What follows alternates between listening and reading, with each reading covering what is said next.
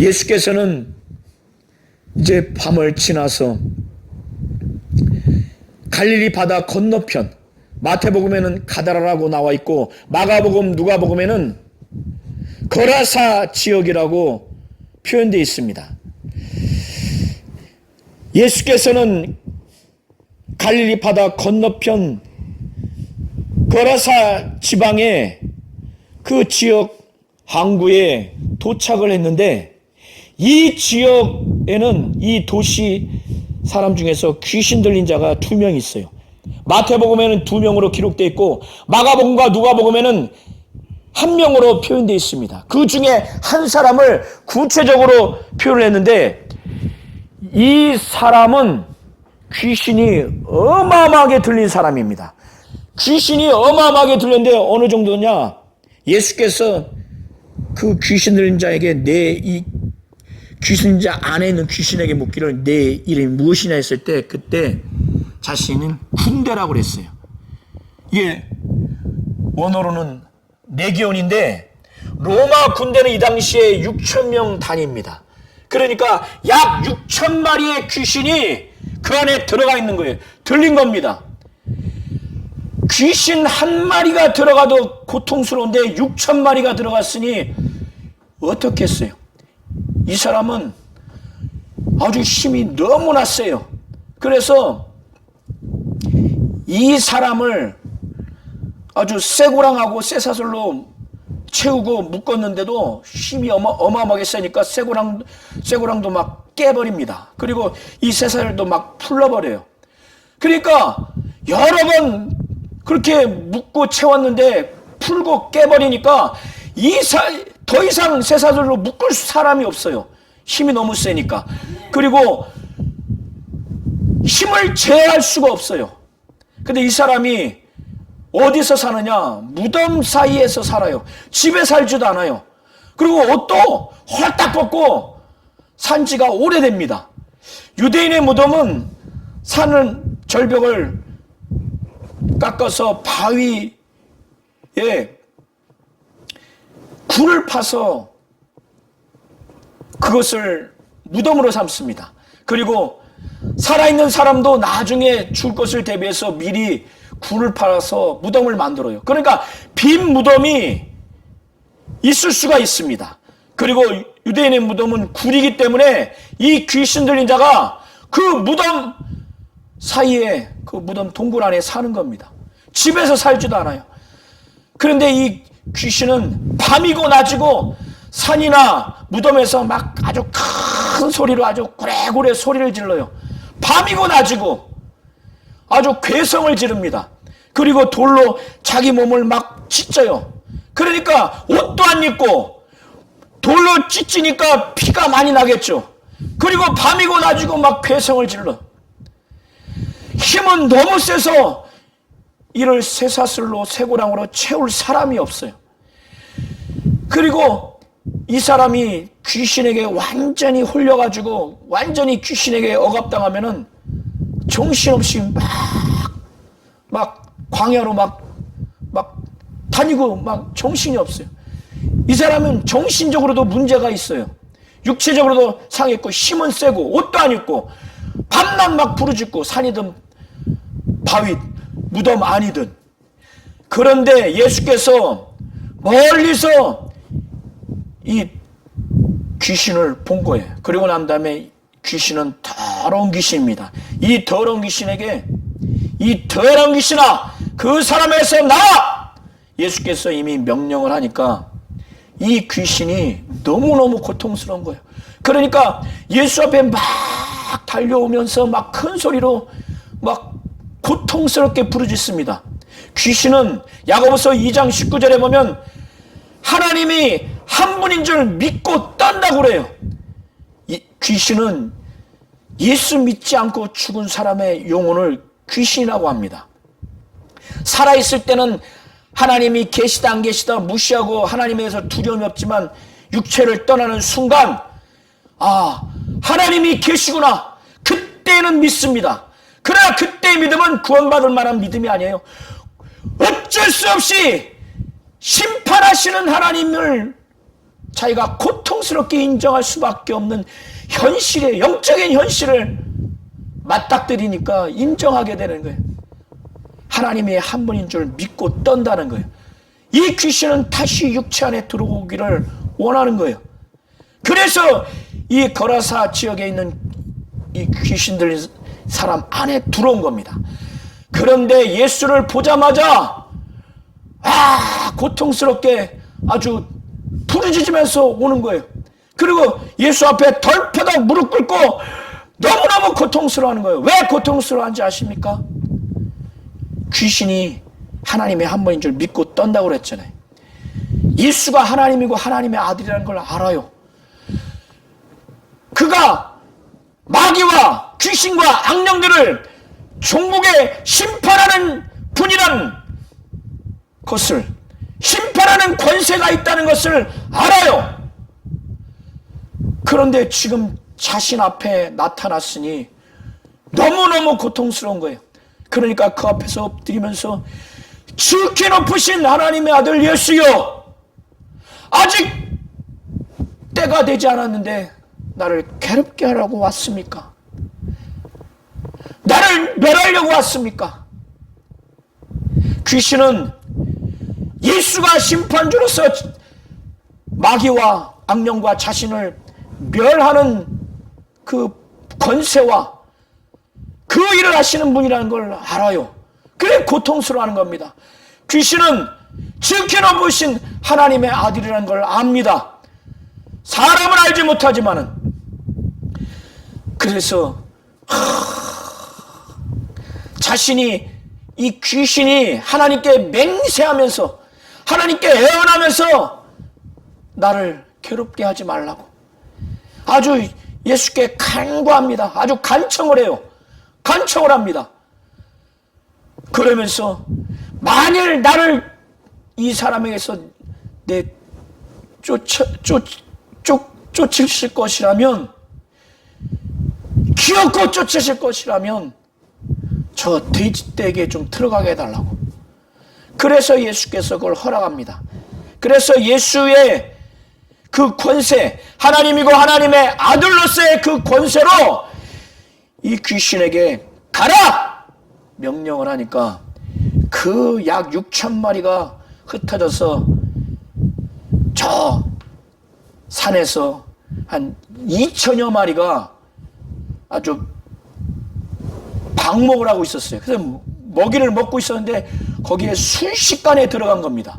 들어가니까 귀신은 자기의 아주 타락하고 악한 그 속성, 그 행위를 그 돼지들 안에서 아주 일으킵니다. 그래서 순식간에 2,000마리가 막 산비탈에서 막 우르르 막 달려가서 갈릴리 바다에 막 아주 뛰어들게 귀신이 그렇게 해서 익사해서 2,000마리가 죽습니다. 2,000마리가 산비탈을 했으니 그 광경이 얼마나겠어요.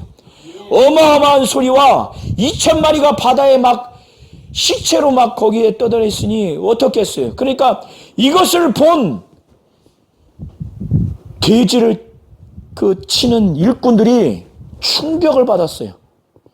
돼지들이 죽은 일하고 이렇게 이 귀신이 밤낮 괴성을 지르고 자기 몸을 돌로 막 찢어서 피가 흥건히 나고 옷은 안 입은 지 오래되고 밤낮 괴성을 치르는, 그리고 쇠사슬과 쇠고랑을 묶거나 찾지도 못하고 힘이 너무 세니까 아주 그냥 그것을 끊어버리고 깨쳐버리고, 그래서 그가 있는 길에는 무서워서 아무도 못 가요.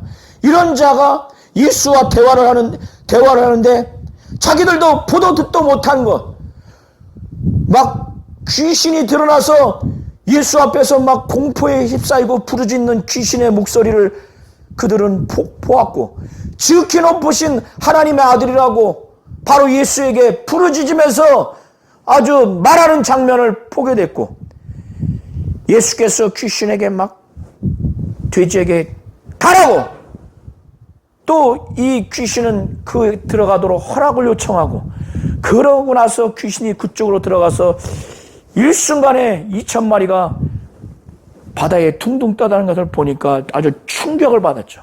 그래서 돼지를 치는 그 일꾼들이 막 도망가서 이 거라사 지역, 그 지역 시내 들어가서 읍내 마을 곳곳에 다니면서 이 일을 다 말한 거예요. 그러니까 이 도시에 있는 사람들이 전부 다 나와서 이 어떻게 된 것인가, 이 일꾼들이 말한 것을 된 것을 확인하고자 왔는데 이 사람들이 아주 충격을 받고 두려움을 갖게 됐어요. 뭔 일이냐? 그렇게 귀신 들렸던 이 귀신 들린 사람이 옷을 입고 정신이 말짱한 겁니다. 옷도 안 입고 정신이 문제가 있는 사람이 정신이 말짱해요. 그리고 예수의 발치 거기에 앉아 있어요. 그러니까 이 귀신 들린 자가 온전한 걸 보고 두려운 거예요. 그리고 이거 예수가 우리 지역에 계속 있으면은 또 다른 돼지가 또 이렇게 죽을 수도 있겠다. 그리고 다른 동물도 또 죽을 수 있겠다. 자기들의 경제적인 그 피해가 아주 막심할 거라고 하는 그 경제적인 피해에 대한 공포, 또 귀신 들린 자가 온전해져서 아마 이 영적인 아마 공포도 아마 느꼈을 것입니다. 그래서 예수께 아주 간청합니다. 이 지역에서 제발 좀 떠나게 해달라고. 그리고 난 후에 예수께서 배를 타고 이제 다른 지역으로 이동을 하려고 배를 탔는데 그때 그 귀신 들린 그 사람이 정신이 온전해졌잖아요. 온전해졌으니까 얼마나 아주 자기는 아주 기쁘지 않았겠어요. 정신도 온전해지고 이제 아주 정상인으로 돌아온 겁니다. 너무 감사하고, 그러니까 이렇게 자기를 귀신 쫓아주고 정신도 온전해지고 육체도 온전해지고 이제 정상으로 살아갈 수 있도록 해준 예수께 너무 감사한 거예요. 그리고 이 예수님과 함께하고 싶은 거예요. 그래서 예수께 아주 간절히 원합니다. 예수와 함께 정말 할 수 있도록 해달라고. 그런데 예수께서는 거절합니다.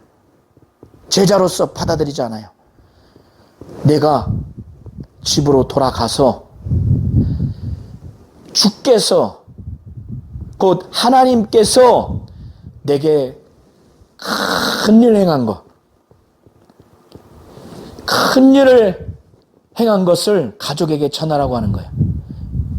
주께서 내게 큰 일을 행하사 너를 불쌍히 여긴 것을 가족에게 전하라고.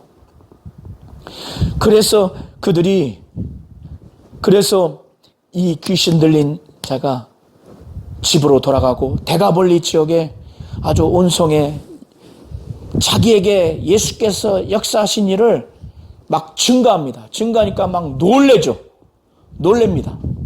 여기서 우리 성도님들이 아셔야 될 것은 이렇게 귀신 들린 자에게 귀신을 내어쫓는 이 장면은 하나님이고 하나님의 아들로서의 그 신분과 그 권세로 이것을 나타내 주시는 장면입니다. 제자들은 이것을 보면서 귀신이 드러나면서 귀신이 지극히 높으신 하나님의 아들이라고 하는 것을 이 제자들은 평생 각인됐을 겁니다. 그리고 이 일은 주께서 행하신 큰 일, 하나님께서 행하신 큰 일이라고 하는 것을 예수께서 전하라고 한 거예요. 주께서 행하신 일, 행하사 정말 불쌍히 여기신 것을 전하라고 했을 때 이 제자들은 그것을 보고 들음으로 평생 잊지 않았을 겁니다. 제자들에게 이것을 가르쳐 주시기 위해서 두 번째 사건도 의도적으로 나타낸 겁니다. 귀신 쫓고 정신이 온전하고 또 육체가 치료되고 삶이 정상적으로 돌아온 이 일이 작은 일이 아니에요. 이것은 취사 선택할 일이 아닙니다. 주께서 행하신 일이라는 거예요. 마가복음과 누가복음을 종합해서 보시면 하나님께서 행하신 일인데, 주께서 행하신 일인데 큰 일이라는 거예요. 불쌍히 여겨서 행한 일이라는 겁니다. 하나님이 행하신 큰 일이라는 거예요. 이것을 취사선택하거나 왜곡하거나 비판하거나 무시하거나 폄하해서는 안 된다는 겁니다. 이것을 오히려 가족에게 전하라고 하는 거예요. 전도의 내용으로 삼으라고 예수께서는 이렇게까지 말씀을 하시는 겁니다. 예수께서는 이렇게 한 서기관은 제자가 되고자 했고 두 사람은 제자가 되고자 했지만 아버지를 먼저 장사하게 해달라고 또 자기 가족과 착발하게 해달라고 핑계를 댔어요. 이때 예수께서는 이 각각에게 제자가 되기 위해서는 예수의 그 신분, 하나님이고 하나님의 아들이라고 하는 신분과 하나님이고 하나님의 아들로서의 그 권세를 정말 이해하고 알아야 된다는 겁니다.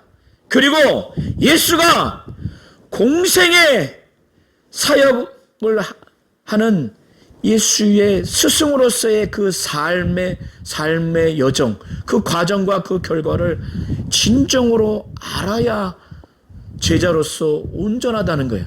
그래서 서기관은 온전치 않다는 것이고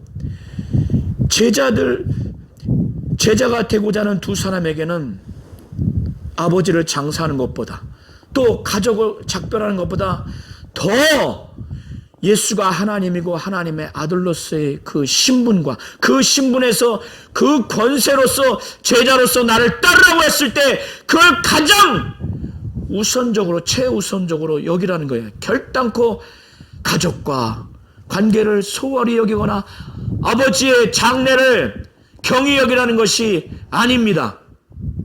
예수께서는 그리고 이 제자들에게 자신이 하나님이고 하나님의 아들로서의 신분과 하나님이고 하나님의 아들로서의 그 권세를, 그 신적인 정체성을 그가 권위와 권능과 능력과 이적과 표적을 바로 병을 고치고 귀신을 내어쫓는 이것을 통해서 그것에 머물지 아니하고 그것에만 영향을 받지 아니하고 이것을 통해서 예수가 하나님이고 하나님의 아들이라고 하는 신분과 예수가 하나님의 아들이고 하나님으로서의 그 권세를 가지신 신적인 정체성이 있는 분이라는 것을 분명히 보여주시기 위해서 이거를 믿고 제자로서의 의미가 무엇인지, 제자로서의 삶이 무엇인지, 제자로서의 삶의 과정과 결과에 이르기까지 제자로서 어떤 희생을 해야만 하는지 그것을 분명히 가르쳐 주시기 위해서 갈릴리 바다를 건너가는 과정에서 바람과 바다를 명령하는, 그래서 잠잠케 하는 그 사건과 거라사 지역에 귀신을 내어쫓는 그 사건을 의도적으로 일으키신 것입니다. 하나님은 권세가 있으신 분이십니다. 하나님은 창조주로서 심판주로서 천지 만물을 지배하고 다스리시는 분이시고 또 모든 사람을 또 모든 영적 존재들을 심판하시는 심판주로서 권세가 있으신 분이시고 그 모든 권세를 아들에게 주셔서 아들은 창조주로서 심판주로서 천지 만물을 다스리시고 지배하시고 또 모든 사람과 모든 영적 존재들을 지배하시고 심판하시는 그런 권세가 있으신 분이십니다. 그런 예수께서 제자들뿐만 아니라 우리 모든 성도들에게 그 하나님이고 하나님의 아들로서의 신분과 권세로 너는 나를 따르라고 이렇게 권세 있게 정말 권위 있게 명령을 하셨을 때는 내 가족 관계보다 내 어떤 중요한 것보다 가장 먼저 가장 최우선으로 그것을 여겨서 제자로서의 의미가 무엇이고 제자로서의 삶이 무엇이고 제자로서 어떤 희생을 해야 하는 것을 다 알고 주님이 나를 따르라고 했을 때 그것에 절대적으로 최우선으로 순종하고 복종하기를 원하시는 겁니다.